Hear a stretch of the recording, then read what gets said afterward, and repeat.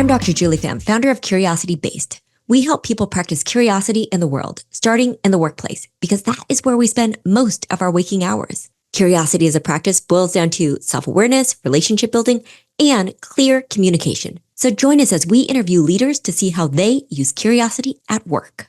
Hi, welcome to the Curiosity at Work podcast. I'm Dr. Julie Pham, the CEO and founder of Curiosity Base, and I'm super excited to get to be in conversation today with Monika Mathews, who is the CEO and founder of Queen Care. And there's also an associated social venture part of that called Life Enrichment Group, which she will tell you a bit more about. So this is in the wellness space, not just products, but also a spa. Monika, so good to see you again. Thank you for coming on our podcast. I know that we got to meet about 10 years ago when I was seeing your business just start out and you were at the Urban Impact, so like Sharks at the Beach competition. And I've just been a big fan of yours, watching your business grow, and also of your products. The lavender hand cream, super fragrant. So thank you so much for being on. Thank you for having me, Julie. I can't believe it's been 10 years. Oh my gosh, time flies, time flies. So, Monika, let's start with if you could tell me one person in your life who has modeled practicing curiosity at work for you. Who's that person? Oh, that would hands down be my professional mentor, Erica Jackson. She's been my mentor over 15 years and has really walked me through starting a business. I never aspired to be an entrepreneur or in the nonprofit space. You know, most people have those aspirations when they're growing up. I didn't have that. And so it kind of chose me, I like to say. And she helped guide me through each and every part of, dreaming about the organization, and then putting feet to those dreams, the technical side of how to do this or, position myself to do that. And that encouraged me to always be curious. I guess you could really say my whole entrepreneurial journey, I could be textbook curious, She really instilled in me the importance of being a lifelong learner, which is why I still sit in seminars of hers, workshops of hers. What I really enjoy about her method is that she leads by example. And I think that that's really and I think that it's also really important to understand that, like, as an entrepreneur, you're not always going to get it right. And so, I would have in my mind that, oh man, I have to do this right the first time. Well, over time, I've been in business 24 years. I learned that, even when I do fail, it's still a success. It's still helping me get to where I need to go. And in that failure, if you will, is where a lot of curiosity lives, actually. Like, well, where did I go wrong? You know what I mean? Or how could I do, XYZ better? And I think that she's been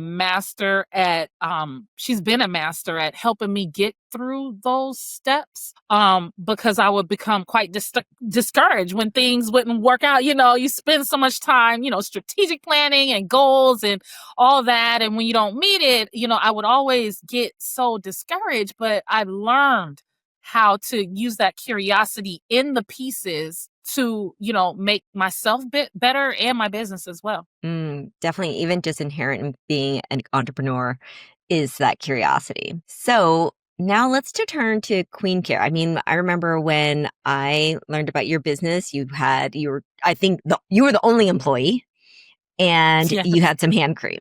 And so can you talk about who do you work with now, and especially in these different parts of the business, and what are their different functions? Yes. Well, I'll give some background.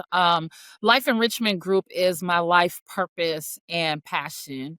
When I was in my mid-20s, I got really serious about my why, like my why here on earth. And it turned out that it was for me to support youth and families and in the space of positive mentorship and positive personal development. And I began running that nonprofit in 2003. In 2015 rolled around, I received a challenge actually from the United Way of King County. to bring a positive economic development program to Rainier Beach that focused on young people. And so at that time, I was curious and I'm like, oh, okay, yeah, because being a young person, you're 14, 15, you can't really go to many places to get a job. And so created this entrepreneurship program at Rainier Beach High School, where we taught the young people about making products, retail products. Now, we wanted it to be a hands-on kind of project, and not just, textbook. And that's kind of how Queen Care products were actually born. Because as we were teaching the young people about, the benefits of lavender and why we want to use natural products as opposed to all the products with all the chemicals and the health benefits, we created a product. And then, it was really the kids that were like, hey, we should sell this product. Wow, I didn't know that. I didn't product. realize it was the nonprofit that then begat the for-profit. That's right. That's right. And one of my mentors actually gifted me the recipe to 4 main products that are still our main sellers to this day, because we wanted to bring in an element, like I said, so that they would have hands-on learning. So at Queen Care, how many employees are there and what do they do? Yes. So because Queen Care was solely created really to support Life Enrichment Group and to provide wellness opportunities for the community at large, it is considered our sister organization. And so Life Enrichment Group has a internship program called Youth in Business, where we train young people in various areas of their interests, whether it be marketing or entrepreneurship. And the young people who choose entrepreneurship get a chance to receive a paid internship to actually work in the store. And these are young people, but once they graduate high school and college, they can come back and apply to actually work at Queen Care. And so right now, we have 2 interns at Queen Care, and we also have 3 contractors that I work with. Because as you did mention, we do have a retail location on 23rd and Jackson in the Central District, but we also have a spa located in Columbia City at our original location on 37th and Hudson, where we provide massage and facials. And so everything we do is opportunities for growth and economic development. So I partner with other businesses to provide services.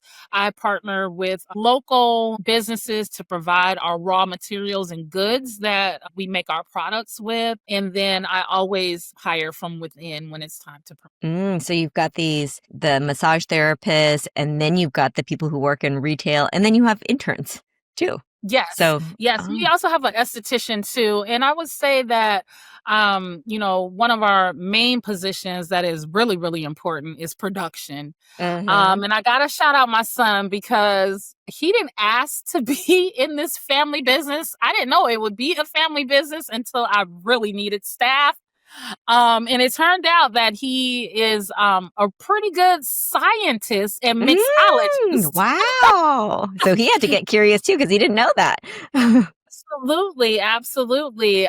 Heavy on STEM. And so he is our production manager that makes sure, all of our products are going out and across the United States. Wow. So Monika, let's talk about practicing curiosity in your organization. In your organization, there's the overlap of nonprofit, of wellness product, and also of a service. So there's a product and a service. So can you give an example of practicing curiosity in your organization? My mentor instilled in me the importance of being a lifelong learner. And in my position, managing, 7 individuals with Life Enrichment Group, and then the contractors and interns and employees on the Queen Care side, I always have to be in a position of wanting to know more and wanting to know why. I think that starting off, I was a very rigid manager. I can admit this to you, Julie. I was really kind of like my way or the highway type deal. Thank you for And acknowledging that. A lot of people won't. yeah, I totally own it. Mhm. I own it.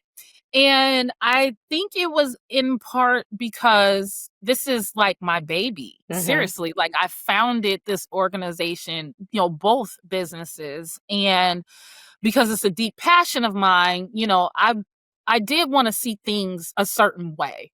And I think that came off onto the employees in a way of not micromanagement, but they weren't able to be curious or insert their flavor Mhm. into the position. It was always, do you want things this way? Always coming back to me. Now, in the beginning, in the beginning, it was okay, right? But Mhm. as we grew, it became like something that I needed to look at because it was becoming very cumbersome for me and agitating to me that people were coming to me. They couldn't make decisions without my approval. And so I had to get really curious around that. Like, wait a minute, why are they always coming to me? This is something, I'm actually paying people to think and to make decisions, right? But those decisions always end up on my desk for final approval. Now, some things need to, right? But some things I basically took the autonomy away from my employees. And that did, affect production. And so what I had to do was step back and say, Monica, can the baby go to the family's house or can the baby go to auntie's house, right? You can trust the organization in your manager's hands, else you would not have hired them as managers. And so I had to change my way of being and think to myself, why do you feel like you need to have a rein on this like this? Is it because you don't trust in their abilities? And I had to ask myself a series of questions. And I think it did come out that in order for this organization to grow, I have to take myself out of certain parts of it. It was like I was almost becoming the bottleneck in my own on both sides, in Life Enrichment Group and Queen Care, because everyone feels like they have to come to me. And so once I kind of worked that out in myself, that listen, do you have capable people? Yes, I do have capable people. Are they trained well? Yes, they are trained well. Would you, trust them to, do any sort of task, speak on behalf of the organization, any of those things? And the answers were yes. It wasn't that I had people that I couldn't trust. And so from there, I felt safe. And I started to see like my employees flourish more, bring more ideas to the table, make the organization better. The organization started growing more when I took myself out. I have a lane now to stay in. When you're a founder of something that you love, I was wearing 20 different hats. I was doing everything for so long. When help came along, I was really happy for it, but I didn't know how to let go. Sounds like for that practicing curiosity within your organization, it had to do so much with you being the founder. And I think that can resonate with anyone, any founder in any industry, right? That's right. That curiosity there has so much to do with that self-awareness. Monica, what about an example of practicing curiosity that is in this wellness space? Yeah, well, I have a couple different examples, but I'll start with, the cost of products and sourcing, tariffs, all of the things, right? And so Queen Care, we are all natural body care company. And a part of the premise that I really wanted to stick to was keeping products affordable. So if you know anything about natural products, I know it does cost more to use more quality ingredients. Because I'm in the space of bridging the gap, educating people on the importance of using natural products, individuals who may still use, products with a bunch of chemicals in it. There's a learning curve, right? And so to keep the prices low, you have to source low. Your your vendors have to be at a good price point. And I had that for a very long time, until the pandemic. And not necessarily while we were in those years, but right afterwards is when prices started increasing with the new kind of fears around tariffs. We've dealt with a variety of issues, supply issues. We're known for our lavender creams, right? Some of those ingredients that go in the cream, our suppliers were cutting it down, which in turn, when we begin to formulate and mix our product, shows in the quality of our product. And we're known for our high quality luxury products. And so I had to get curious around, okay, am I going to raise the price of these goods? Will my community be able to access it? That is that I grapple with all the time, because it would change the soul of who we are. I want to make sure those of us who may not be able to pay $60 for a 1-ounce product can still enjoy the product. Yeah, so it sounds like there's really having to Figure get that out. curious about the vendors, about the customers, about their ability to pay more.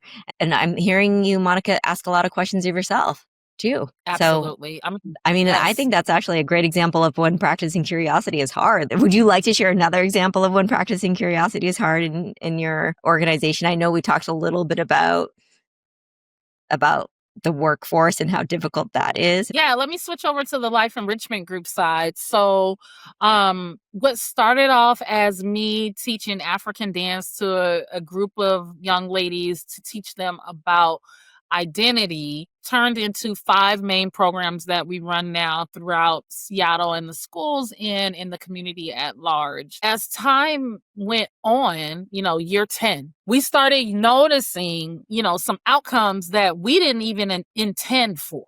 So, and which is kind of the theme of Life Enrichment Group, because the more we grow, the more these unintended outcomes start showing themselves. Like, yes, we want to, help young people increase the way they feel about themselves, their self-worth, their self-esteem. Yes, we want our young people to be educated, graduate high school on time, go off to college, graduate college, and get into a career or entrepreneurship, all of those things. But one thing that we found was that we became a workforce development organization as well. Because these young people, we started the internship program. So that's workforce development. But also, year 15 came around. We started getting a lot of young people who were graduating from college applying to the positions that we had open. And we began to hire them. We already know, like, these are young people that have been in our programs in middle school, in high school, throughout college. We know what we have instilled in these young people. And we're like, absolutely, we will hire you. Matter of fact, we have a preference towards those young people. However, when curiosity becomes hard, is the generational gap in difference. So I come from a generation of we work hard and you don't stop that work until it's done. And you spend your 8 hours plus overtime, right? We work sometimes with the generation that doesn't think that way. After 3 hours, you're tired.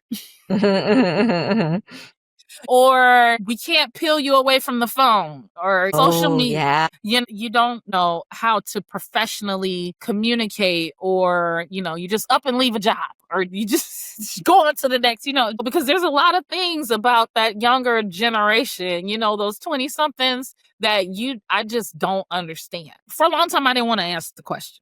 I just wanted the job done, right? But, any good leader is going to want to figure out productivity and what's going to make your organization, number one, be sustainable, and be a mainstay once you're gone. This is my legacy. This is not just a thing, a hobby or something like that. This is something that will be passed on for generations to come, helping young people. And so what I found is that these young people are just distracted big time. Just think about when we were coming up, like we didn't have all of these distractions.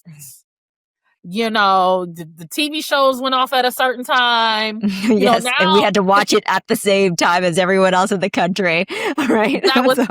If you missed it, oh well, And it's just not like that anymore. They have access to content 24/7. And the content sometimes is not uplifting. The content actually trains our young people to compete, to not like themselves, to look not like themselves or be this certain way. The content is not giving them true information or good information. And a lot of young people don't know how to navigate through this virtual social media world to even know what's real and what's fake. And now we're throwing AI in there. It's really an issue, And so with all these distractions, these young people are up all night. They come to work sluggish.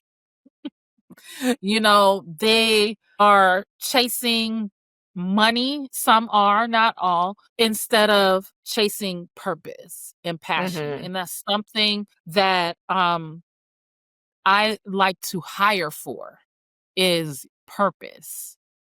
But it's so very hard because a lot of people don't know their purpose or like why they're here on earth. And I really do believe that we can solve all the ills of the world if we all just moved in our passion, right? And Life Enrichment Group and Queen Care too, it's more than just a job. Right? Mm-hmm, We are stewarding people's lives. Like, our success and our outcomes are young people, making better choices and decisions and, going off and, becoming altruistic individuals is not because we treat this as just a job. It's because we're working in our purpose and we're able to help, move these young people along the spectrum. But mm-hmm. And then we also want to continue to develop that next generation because sometimes people in my generation in the workforce now, post 2020, are like, I wouldn't hire them.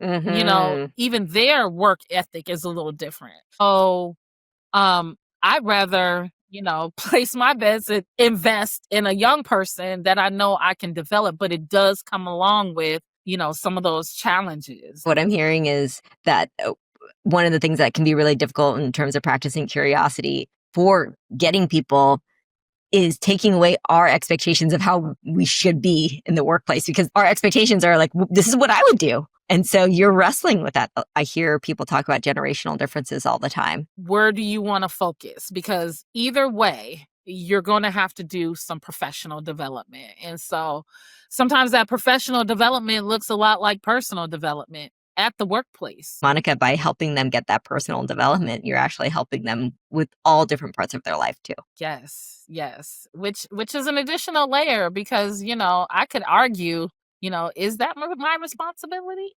Mm-hmm. I could argue that, right? But I do have a youth professional, personal development organization. So that is what we do. That's what curiosity led me to understand I need to do. Mm-hmm. So, yeah. And there are a lot of employers who are like, nope, it's not my responsibility. And you are out of here. So, Monika, last question for you. What is sparking curiosity for you in your own life right now? Oh my goodness. I am really at a place where I am enjoying getting to know me. And I know that sounds really weird because I'm almost 50. And it's like, wow, you had all this time on earth to figure out what your favorite color is, those type of things. But I have really dedicated my life to this work for the last 25 years. I mean, and it has been a sacrifice at times, to be honest. And so I am really excited for this point in my career where Life Enrichment Group and Queen Care is stable enough that I can breathe and that I can do the things that Monika wants to do, right? Because I lived a life of service and I live a life of service. I've given to a fault almost, like sacrificing myself, which is actually why Queen Care was also born, because I almost died from lack of self-care, just giving so much that I didn't have anything for myself. And so the self-care company helped me to slow down and have enough time to just focus on me. And so now that when you have employees and help, I have more freedom to explore me. And I'm really, really excited about that because I'm a pretty cool person. I agree. I and definitely agree. And I love to travel, and I love to crochet, and I love to just read. I'm pretty much a nerd, and I love that. I'm a very much introverted extrovert. Like my career, my position requires me to extrovert, and it is a part of me. But at my core, like I like to be on my lonely and reading and sipping tea somewhere. So this is my era of just finding out what makes me tick, what I love to do, and doing those things. That's where I'm at. Monika, I love that you are actually turning inward, that you are your own inspiration for curiosity because you're realizing, who is Monika Mathews? Thank you so much for sharing that. Yeah, yeah. And then hopefully I'll be able to actually answer that question in 10 years from now. No, but seriously, a lot of us, define ourselves by our titles and our role. You're like, I'm a CEO, or I'm this, or I'm that. Like, no, but who are you though? At your core, not your titles, but who are you? And I think that's an important question to be able to answer. Well, I'm looking forward to hearing when I ask you in 5 years and in 10 years. So, Monika, how do people get in touch with you? Yes, please follow me on LinkedIn. I'm under Monika C. Mathews. Would love, love, love to connect. Also, you can find us on Instagram, Queen Care Products _1, where we have lots of self-care tips and goodies. And then Life Enrichment Group on Instagram is just Life Enrichment G, where you can find out all what we have going on in the community. And yeah, please connect. I would love that. And you said that people can buy your products online and get it shipped anywhere in the US? Yes, people can buy the products at www.queencareproducts.com. We ship all across the US. We provide wellness experiences at conferences and at workplaces so you can bring the wellness to you. And yeah, totally would love to connect. Monika, I just am so inspired by how your business has evolved. Thank you so much for sharing your story with us today. Listeners, I hope you enjoyed Monika's insights on how to practice curiosity at work. And if you need any support practicing curiosity on your own teams, please reach out to me at curiositybased.com. And remember to practice curiosity.